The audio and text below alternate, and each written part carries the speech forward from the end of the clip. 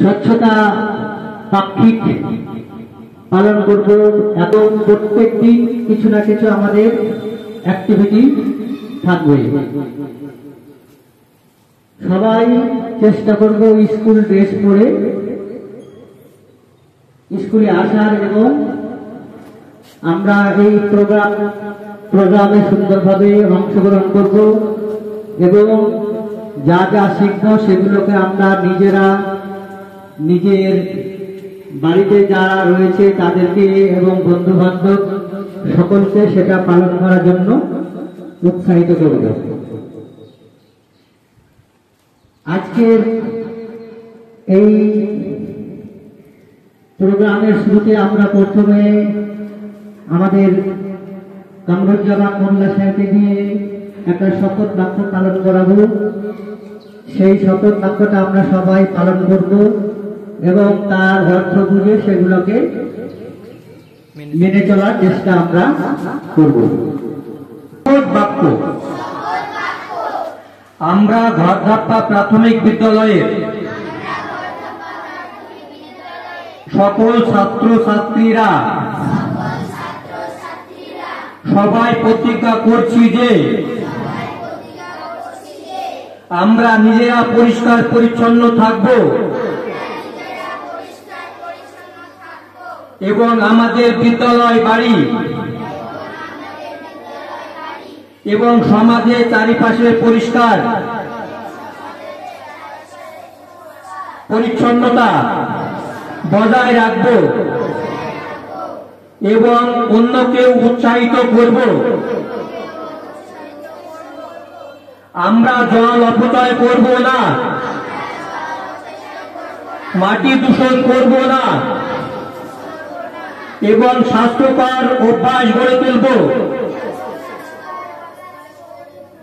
আমরা সকলে মিলে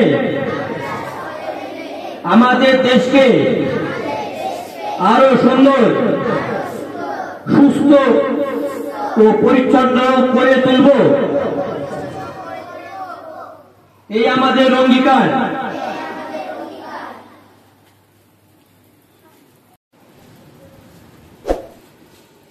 আজকের আলোচনার বিষয়বস্তু থাকবে পরিচ্ছন্নতার গুরুত্ব। আমরা পরিষ্কার পরিচ্ছন্ন থাকবো কেন, সেই ব্যাপারে আমরা সবাই মিলে আলোচনা করব। পরিষ্কার পরিচ্ছন্ন আমরা শুধু একাই থাকবো না,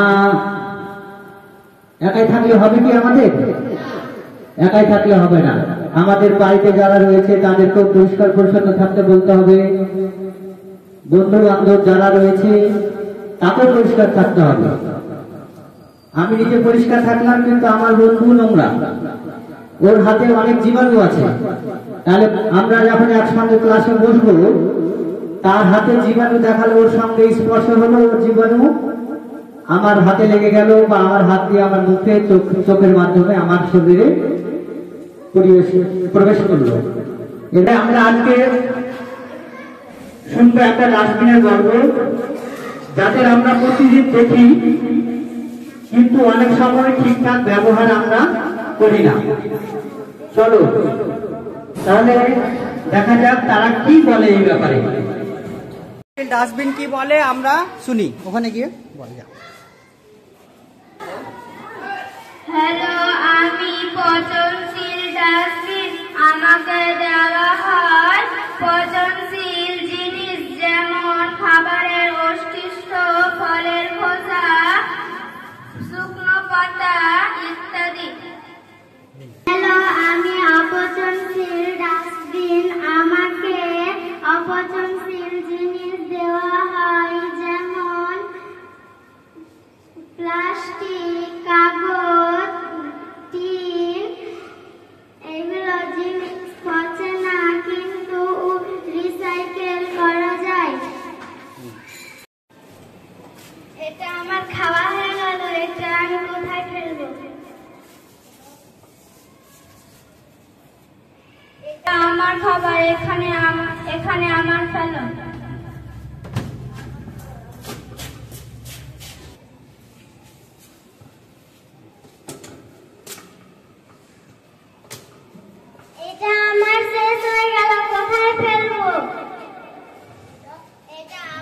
ম্যাক ইটানে সাউন্ডটা নে।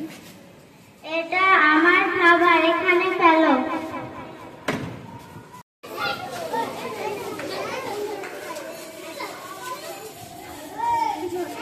দাঁড়াও।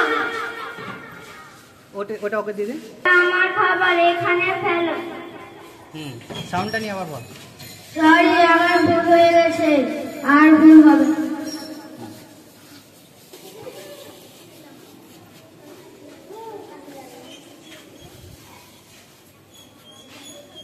দাঁড়াও।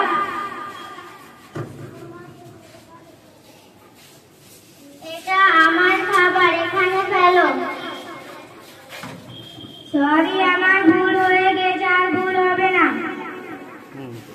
সবাই জোরে হাততালি দে একটা।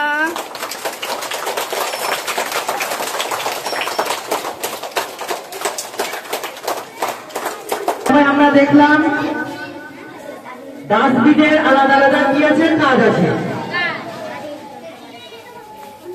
পচনশীল, এখানে আমরা পচনশীল যেগুলো জিনিস পচে যায়, দেখুন জৈব বর্জ্য, সেগুলোকে আমরা ফেলবো।